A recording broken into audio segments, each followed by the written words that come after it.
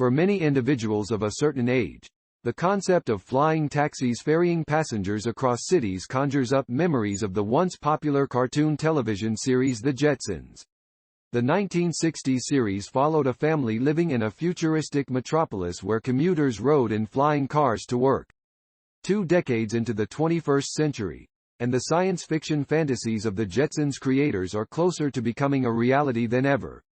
With companies such as Uber and Boeing developing eVTOL, electric vertical takeoff and landing, flying taxis, one analysis estimates that by 2040, 430,000 such vehicles will be in operation worldwide.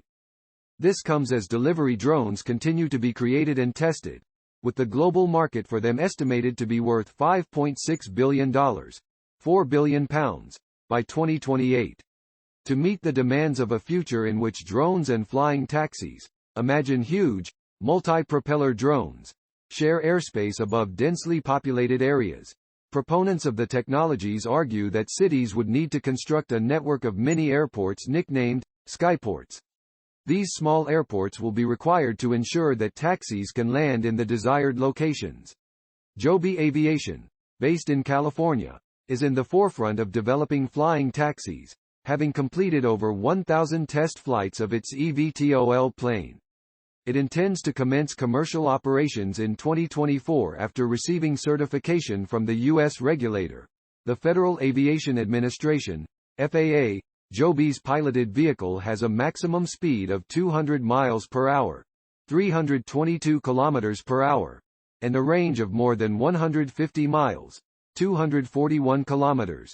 We intend to offer our aerial ride-sharing service from sites close to where people live, work, and wish to go, says Joby representative Oliver Walker-Jones.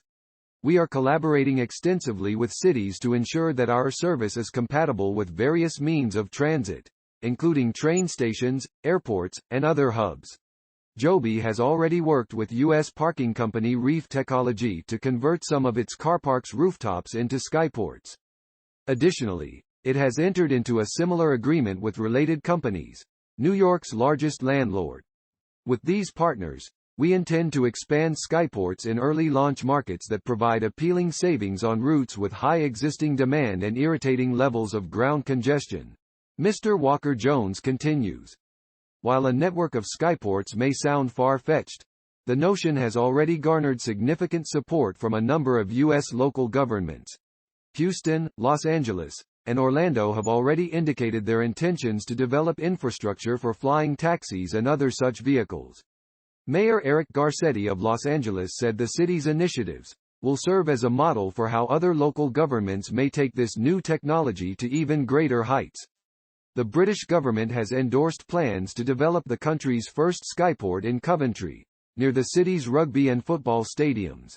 It is being constructed by a Hyundai-backed UK startup called Urban Airport with the goal of becoming the world's first operational center for air taxis and cargo drones. The firm has registered the name as a trademark.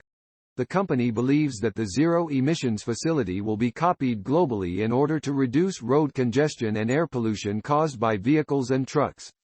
Existing airports worldwide are massive and carbon-intensive, with 1.2 kilometers runways, explains Ricky Sandhu, founder and executive chairman of Urban Airport.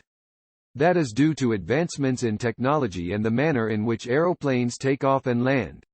By contrast, new vehicles will be able to take off vertically and land with incredible precision.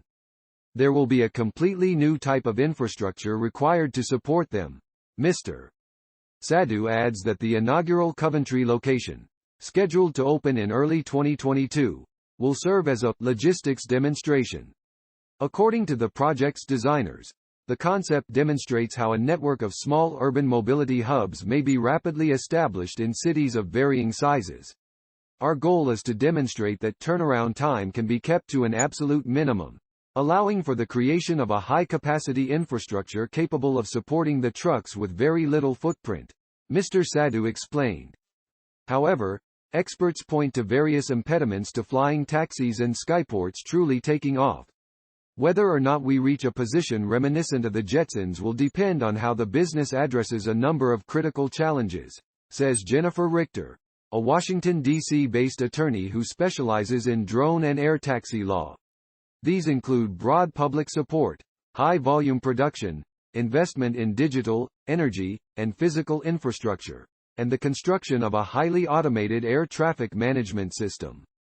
According to Aaron Belbasis, an emerging technology expert at engineering and design firm Oricon, health and safety concerns are crucial. He notes that with more motorized vehicles in the air, there is a statistical likelihood that more accidents will occur, and that if a flying taxi falls in an uncontrolled manner, it could amount to a descent with the aerodynamic finesse of a rock, posing great danger to all on board and anyone or anything in the vehicle's direct parabolic vicinity.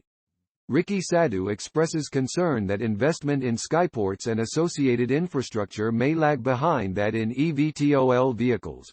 Regulation concerns me less. What we are witnessing is a dynamic process, he asserts. Mr. Sadhu asserts that, despite the obstacles, there is currently significant demand and interest in skyports from cities throughout the United States, Europe, and Asia. We intend to deploy 200 urban airports internationally over the next 5 years, Mr. Sadhu continued. However, we believe it is a conservative estimate, as large cities will require substantially more. To receive all new, you can subscribe to the channel, and activate the bell button. Thank you for watching.